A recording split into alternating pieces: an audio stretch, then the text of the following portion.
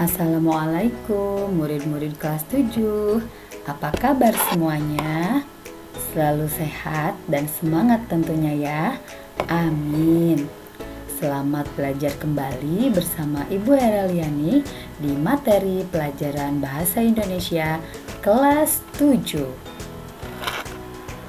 Pertemuan kali ini kita akan menambah kompetensi dengan kompetensi dasar 3.2, yaitu menelaah struktur dan kebahasaan dari teks deskripsi tentang objek, sekolah, tempat wisata, tempat bersejarah, dan atau suasana pentas seni daerah yang didengar dan dibaca. Murid-murid, pada pertemuan lalu kita sudah belajar mengidentifikasi dan menjelaskan isi teks deskripsi.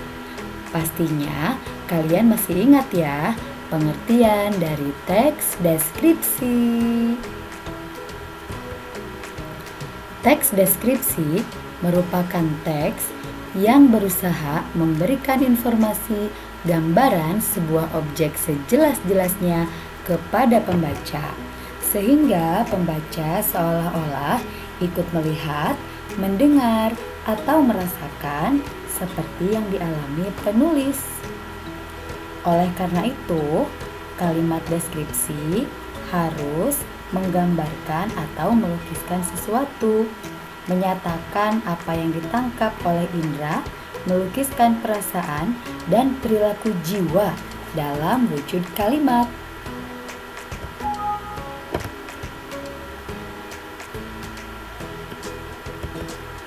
Murid-murid, berikut adalah contoh objek yang dapat dijadikan sebuah teks deskripsi. Siapa yang tidak mengenal tempat ini? Ini adalah Taman Alun-Alun Cianjur, di mana terdapat lapangan berumput sintetis dan menghadap ke Masjid Agung yang megah.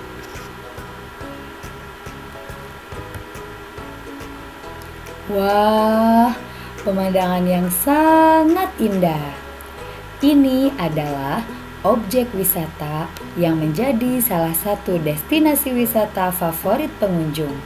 Di sini kita bisa menikmati taman bunga yang indah dan cukup luas. Ini adalah Taman Bunga Nusantara.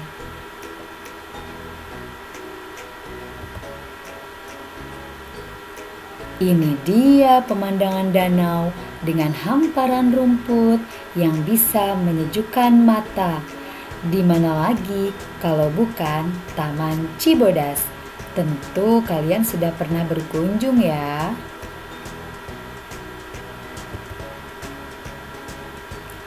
Masya Allah, ini adalah Curug Cikondang, objek wisata air terjun yang layak untuk dikunjungi.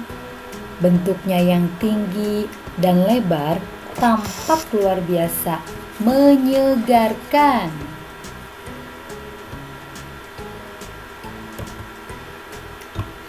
Dan dari beberapa objek wisata tersebut, patutlah kita bersyukur dan menyadari betapa Allah Maha menciptakan keindahan dan kenikmatan yang kita dapatkan, seperti yang dikutip dari Quran Surat Ar-Ra'd ayat 3.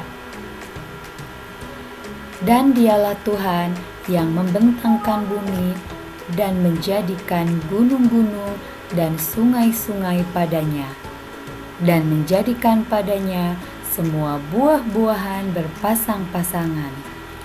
Allah menutupkan malam kepada siang. Sesungguhnya pada yang demikian itu terdapat tanda-tanda kebesaran Allah bagi kaum yang memikirkan. Untuk itu anak-anak, ketika kita berlatih untuk menulis teks deskripsi, maka kita akan melukiskan keindahan-keindahan ciptaan Allah Subhanahu wa Ta'ala. Murid-murid, untuk dapat menulis teks deskripsi, kita harus tahu unsur teks deskripsi, yaitu pertama, judul. Kedua, deskripsi umum atau identifikasi. Isinya berupa gambaran umum terhadap objek yang ingin disampaikan oleh penulis. Ketiga, deskripsi bagian. Isinya tentang gambaran lebih lanjut dari deskripsi umum secara jelas dan terperinci.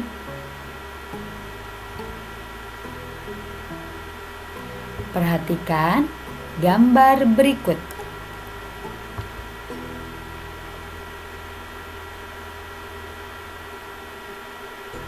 Tentunya kalian tahu gambar ini adalah gambar ruangan kelas.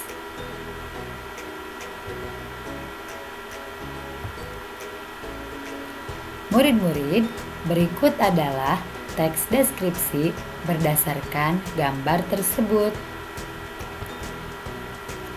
Judul, kelas kami tercinta. Deskripsi umum. Kelas 7A sudah menjadi seperti rumah bagi kami di sekolah. Di sanalah kami bertemu dengan teman-teman yang sangat baik. Di sana juga kami menuntut ilmu demi meraih masa depan. Meskipun tidak begitu luas, hanya sekitar 7 kali 6 meter persegi, kelas ini sangatlah bersih dan nyaman. Deskripsi bagian. Dinding kelas yang putih dan bersih dihiasi oleh gambar-gambar pahlawan, foto presiden, lambang Pancasila, dan kata-kata motivasi. Di dinding belakang kelas juga terdapat sebuah mading yang dihiasi dengan puisi, pantun, dan kata-kata mutiara karya kami semua. Nah, murid-murid, ini adalah teks deskripsi berdasarkan objek yang tadi telah kita perhatikan. Sebuah objek ruangan kelas, sebuah gambar ruangan kelas bisa menginspirasi untuk menjadi sebuah teks deskripsi.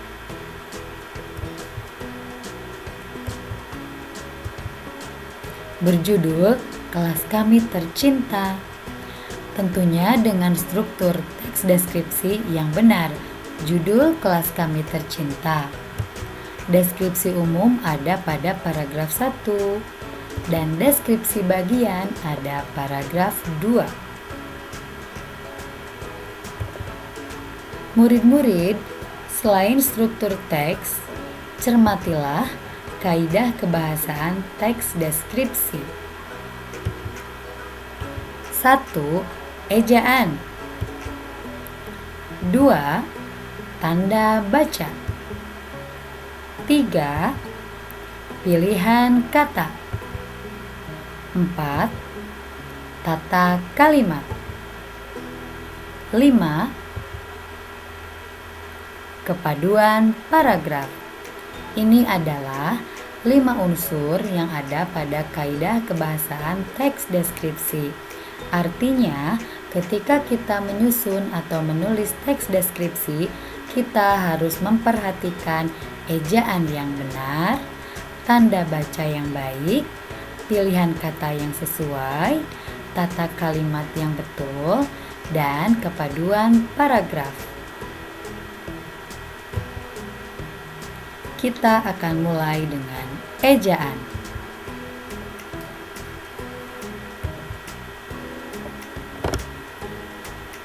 Contoh ejaan salah dalam kalimat. Saya telah membeli buku Rafael dan Lika di Kabupaten Cianjur. Dan berikut perbaikan kalimatnya. S dari kata saya itu harus menggunakan huruf kapital karena S di situ mengawali kalimat. Artinya, huruf kapital dipakai sebagai huruf pertama awal kalimat. Kemudian, Rafael dan Lika, R huruf besar dan L pun huruf besar atau kapital karena merupakan unsur judul buku. Kemudian Kabupaten Cianjur, K-nya kapital, C-nya kapital. Mengapa? Karena ini merupakan nama atau huruf pertama nama geografi. Kedua, tanda baca. Contoh kalimat yang salah. Adik bertanya, tanda petik, kapan kita pulang? Tanda tanya, tanda petik. Kalian tahu di mana yang salah? Ya, betul. Yang salah adalah ketiadaan tanda baca koma setelah kata bertanya. Karena sebelum dialog langsung, maka harus diawali dengan tanda baca koma. Sehingga adik bertanya, koma, kapan kita pulang? Dan huruf K setelah tanda petik harus menggunakan huruf kapital.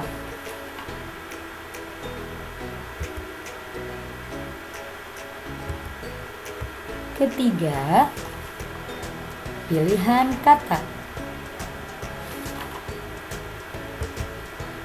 Contoh kalimat. Para siswa baru melihat pertandingan antar kelas dengan penuh semangat.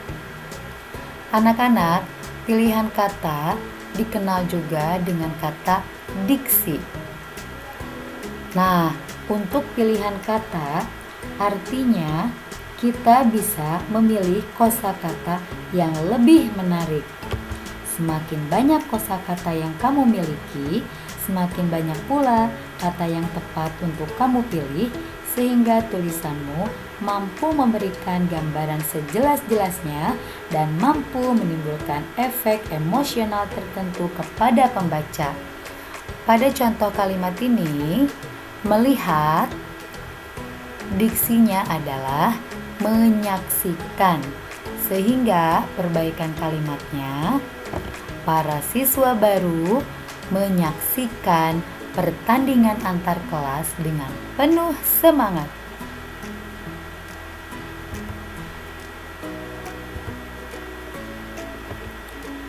Keempat, tata kalimat. Salah satu ciri tata kalimat yang baik ditandai dengan penggunaan kalimat yang efektif. Kalimat efektif merupakan kalimat yang memiliki kemampuan untuk menimbulkan kembali gagasan pada pikiran pendengar atau pembaca seperti apa yang ada dalam pikiran pembaca atau penulis. Contoh kalimat tidak efektif. Para murid-murid baru itu mengikuti kegiatan ekstrakurikuler pramuka. Yang manakah kalimat yang tidak efektif atau kata yang menyebabkan ketidakefektifan? Betul, murid-murid. Di sini kata para dihilangkan karena kata para di sini mengandung pemborosan kata. Para ini sudah jamak. Murid-murid menggunakan pengulangan kata pun sudah jamak, sehingga kita bisa memilih salah satu di antara para atau murid-murid, sehingga perbaikan kalimatnya adalah murid-murid baru itu mengikuti kegiatan ekstrakurikuler pramuka.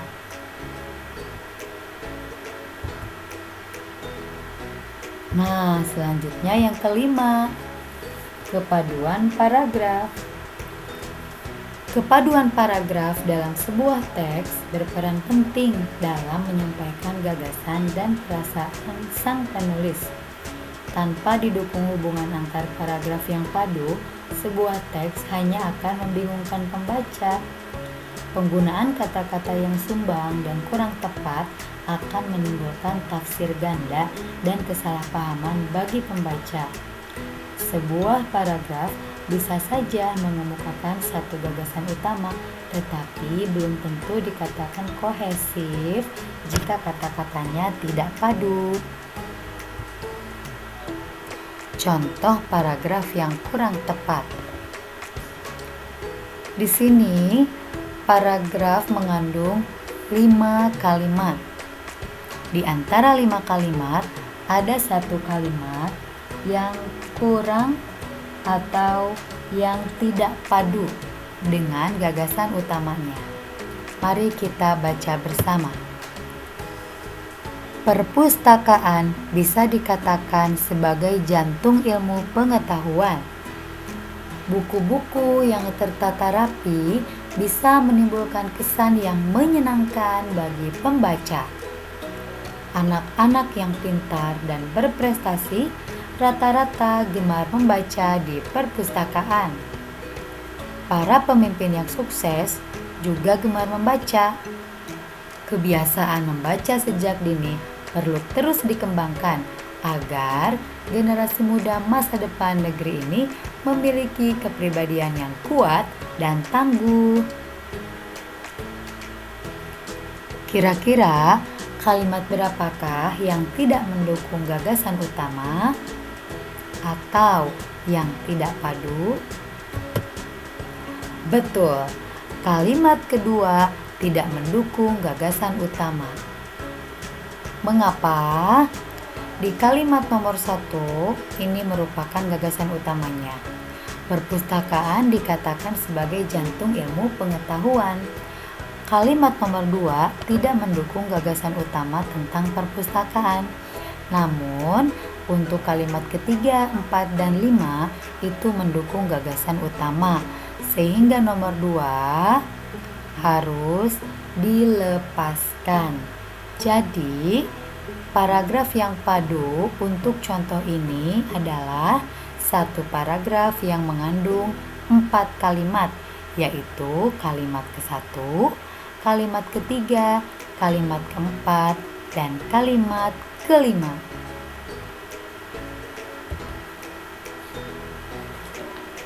Nah, murid-murid, selesai sudah pembelajaran kita tentang struktur dan kebahasaan teks deskripsi. Semoga Allah memberikan pemahaman sehingga kalian dapat menyajikan teks deskripsi pada pertemuan berikutnya. Terima kasih. Ibu Hera pamit. Sampai jumpa. Assalamualaikum warahmatullahi wabarakatuh.